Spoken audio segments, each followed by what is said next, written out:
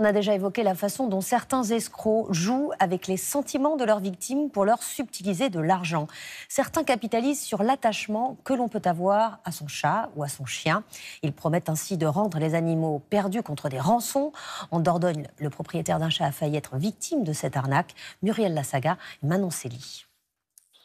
C'est dans ce village de Dordogne que ce chat a disparu il y a 3 semaines.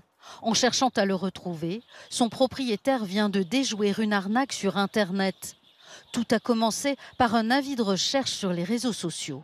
Une personne me contacte avec une photo de mon chat. Pour moi, c'était mon chat, clairement. Il ressemble beaucoup. Il lui ressemble énormément.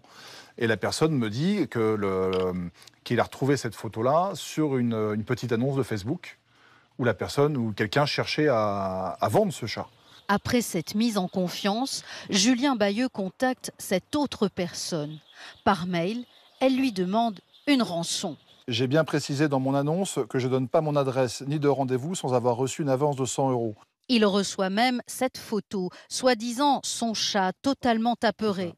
Sceptique, il porte plainte à la gendarmerie et lui adresse les mails qu'il a reçus. Grâce à l'adresse IP, ils ont pu récupérer le lieu où étaient envoyés les emails. Et d'où ça venait? Du Bénin, en plein milieu de l'Afrique. Julien Bayeux n'est pas un cas isolé. Ce que nous confirme ce hacker qui traque ces escrocs sur les réseaux. On les appelle des brouteurs basés en Afrique de l'Ouest, souvent des adolescents qui jouent sur les sentiments pour extorquer de l'argent depuis le Bénin, la République du Congo ou la Côte d'Ivoire. Beaucoup de brouteurs se trouvent dans ces pays-là et ils vont profiter de leur situation, c'est-à-dire qu'ils sont intouchables. Déjà que nous, en France, on a du mal à arrêter des gens, on ne va pas aller emmener des gens en Côte d'Ivoire pour les arrêter. Donc eux, ils en profitent et ils continuent impunément, en fait. Les brouteurs se font souvent menaçants, comme on le voit ici. Les internautes réagissent, lancent des alertes aux arnaques face à un phénomène qui prend de l'ampleur. Dans cette histoire, Julien Bayeux n'a toujours pas retrouvé son chat.